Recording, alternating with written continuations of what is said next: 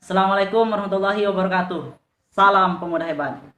Kembali lagi bersama kami tim pemuda hebat, dan pada kesempatan kali ini saya sudah bersama pemuda hebat dari Desa Banyoning Lao, yaitu Pak Samuin.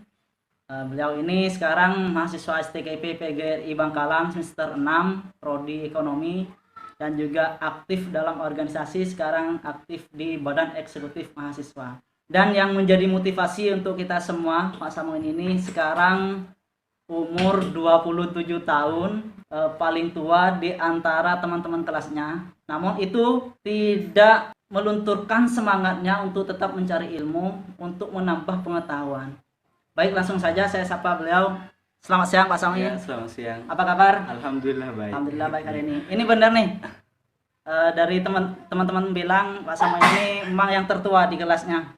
Iya, kalau di kelas tertua. Memang yang tertua, Iya, kalau di kelas. iya. Umur 27 tahun memang. Iya, tapi tetap masih kelihatan muda ya.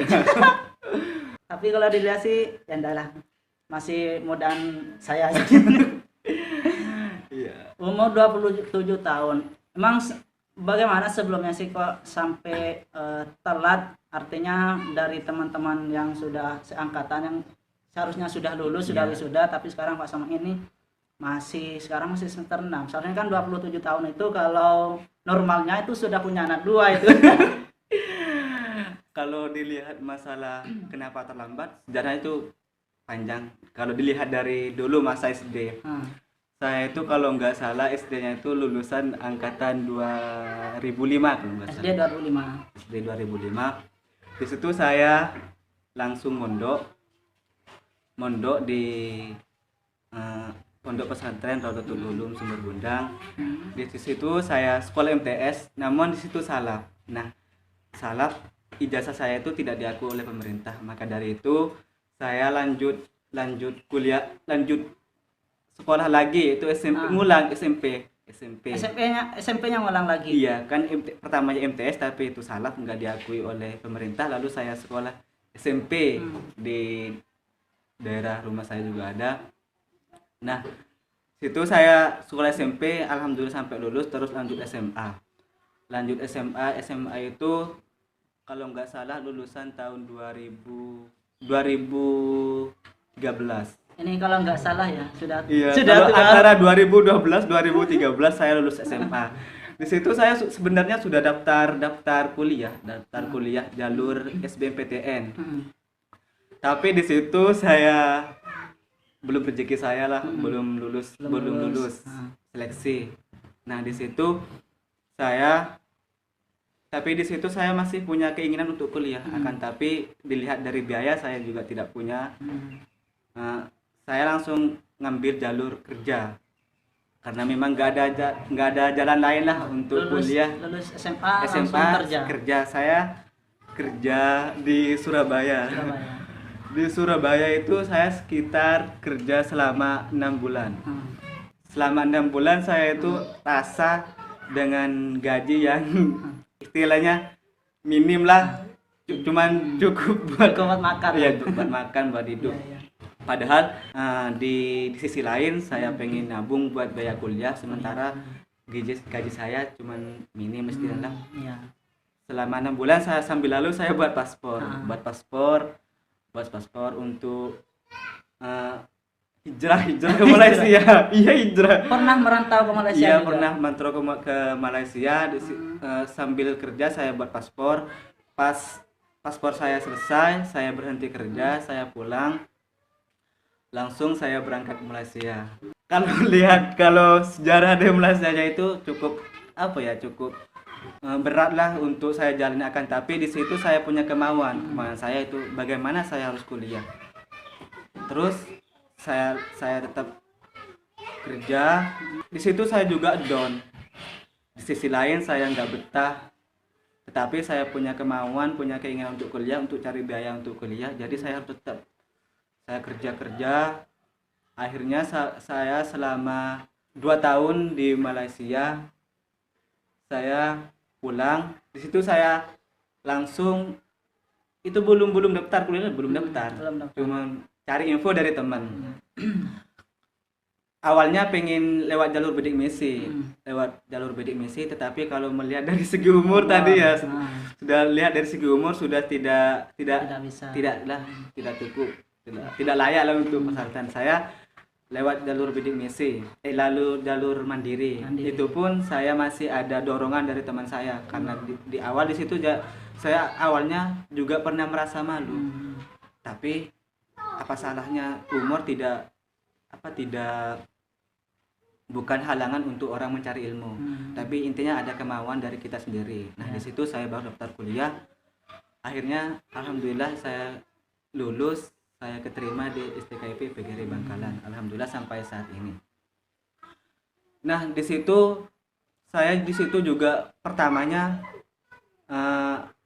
juga tidak langsung dapat izin dari keluarga untuk saya daftar kuliah. Saya pamit ke keluarga, saya mau kuliah. Tapi keluarga saya jawab, itu terserah saya sendiri, karena saya juga tahu gimana susahnya cari uang, bagaimana kehidupan saya sehari-hari. Itu kan memang memang saya itu pribadi dari saya sendiri. Nah, saya cuma ngomong gitu sama keluarga saya. Intinya saya dapat izin. Kalau misalkan dapat izin, saya mau kuliah. Jawaban orang keluarga saya, iya terserah kamu. Kalau kamu memang niat kuliah, silahkan kuliah. Oh, maaf nih sebelumnya Pak Samuel ini. Ini kan kalau dilihat dari ceritanya mulai dari lulus SMA, kerja di Surabaya, kerja di Malaysia juga. Iya. 2 tahun bahkan di Malaysia. Iya. Apakah biasanya kan kalau teman-teman pemuda itu ketika sudah masuk kerja, apalagi sudah 2 tahun lebih, itu untuk mencari ilmu lagi, sekolah ataupun kuliah itu males. Pak Samuel kok bisa nggak males, apa sih itu rahasianya? Sebenarnya terkadang sih melihat dari lingkungan saya itu kan setidaknya saya itu jadi motivator lah buat mereka, meskipun saya tidak memotivasi mereka. Di lingkungan Banyuning itu, di situ waktu saya masih kuliah cuma ada beberapa teman-teman yang masih kuliah, tapi di situ saya punya keinginan untuk kuliah biar saya jadi motivator, dan saya juga bisa membuktikan kepada keluarga saya, sekitar saya, lingkungan saya, itu bagaimana pentingnya pendidikan itu, apalagi di era zaman sekarang ini. Mohon maaf nih lagi Pak Samuel ini kan melihat dari ceritanya tadi juga, mulai dari lulus SMA langsung bekerja, artinya pengen niatan kuliah dengan biaya sendiri, ingin hasil keringat sendiri. Mohon maaf lagi, bagaimana, apakah orang tua atau keluarganya itu tidak bisa membantu lah secara dari segi ekonomi? Kalau bahas masalah orang tua saya kan sudah nggak ada. Kalau ibu saya itu dari saya SMP itu sudah meninggal, terus bapak saya itu masih ada sampai semester 3 bapak saya baru meninggal. Akan tapi di situ bapak saya kan sudah sakit-sakitan, istilahnya lanjut usia. Iya, tapi Allah lebih sayang, dia memanggilnya. Tapi memang dari awal saya tuh memang nekat, memang untuk kuliah harus kuliah. Situ saya tuh juga daftar kuliah itu juga juga bayarnya itu juga masih nunggak, bahkan sampai sekarang itu masih belum saya lunasi. Ini kan kalau dari biaya awalnya kan sudah ada memang dari hasil bekerjanya, entah dari Surabaya atau dari Malaysia. Terus yang sampai sekarang biaya hidup yang sekarang tinggal di Bangkalan, terus biaya kuliahnya, biaya sehari-harinya itu dari mana, Mas? Saya dari semester 1 kan awalnya saya kan cari kerja, lowongan kerjaan. Saya itu naruh lamaran kerja di kebab. Ya, di kebab itu pernah sambil lalu saya itu daftar PPS, PS. panitia pemungutan suara di pemilihan kemarin. Hmm. Di situ saya daftar PPS sambil lalu melamar kerja di Kebab. Di situ saya sudah dapat panggilan sebenarnya di Kebab, tapi saya tuh mikir kalau misalkan saya kerja gimana dengan organisasi saya, seperti itu. Kalau misalkan Kebab kan kerjanya malam sore, jadi seharusnya kan harus ada satu pilihan. Kalau pilih kebab organisasi nggak ada. Pilih kerja di Kebab, organisasinya Iya, kalah. tinggalkan. Alhamdulillah, Nah, 3 hari kemudian saya dapat panggilan di yang naruh lowongan di PPS. PPS. Saya tuh dapat panggilan interview. Di situ saya interview uji tulis. Alhamdulillah saya lolos. Terus interview wawancara, alhamdulillah saya lolos. Di situ saya alhamdulillah setidaknya membantulah untuk biaya hidup, dan ya sedikit-sedikit nabunglah sedikit-sedikit untuk bayar SPP. Tapi di situ saya masih masih karena saya bayarnya itu nunggak. Sampai sekarang bahkan itu pas-pasan, karena memang saya itu lebih untuk biaya hidup saya lebih susah biaya hidup daripada biaya SPP. Iya, karena biaya hidup saya pun merasa istilahnya malu lah sama keluarga dengan usia saya seumur saya kan selayaknya kan sudah memang harus kerja cari biaya sendiri, cari biayakan sendiri. Ya sambil lalu saya jalani ya, dan akhirnya ya sampai sekarang ini meskipun SPP kadang nunggak. Tapi penghasilan sudah ada ya? Iya, alhamdulillah sudah ada. Terus saya di sini kan sering lah istilahnya 1 minggu 1 kali kan pulang. Jadi kadang ada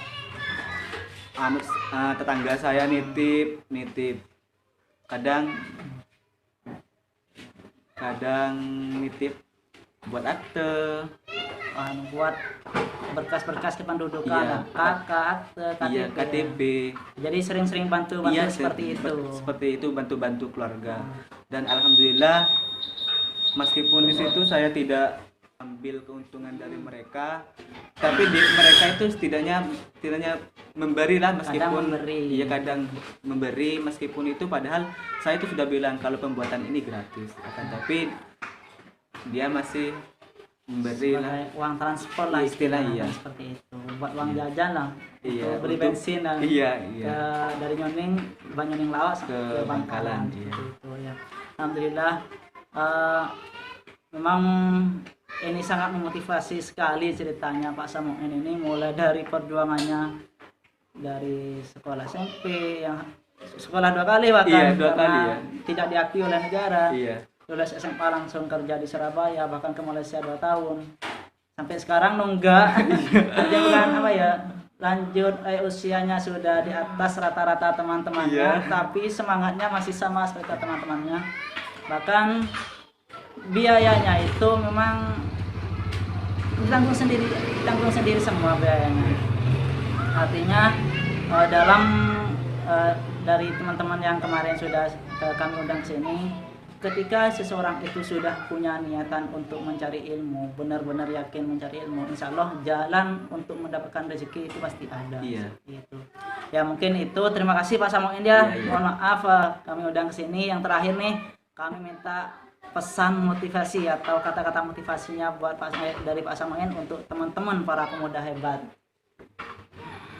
Sebenarnya saya bukan orang yang pandai memberi kata-kata. Oke, buat para teman-teman yang lagi menonton, ada sedikit pesan dari saya. Jangan pernah patah semangat untuk mencari ilmu, karena usia bukan jadi penghalang buat kita untuk menuntut ilmu. Karena kesuksesan seseorang itu tidak dilihat dari segi umur, akan tapi dari kemauan dan keikhlasan kita dan semangat kita untuk meraih impian kita. Terima kasih. Terima kasih Pak Samuel motivasinya.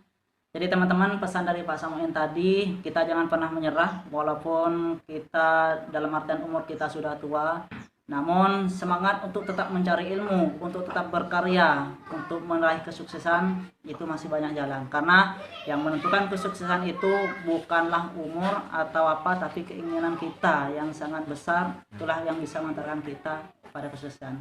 Dan lagi ada hadis itu menerangkan utlubul ilmah minal mahdi ilal lahdi.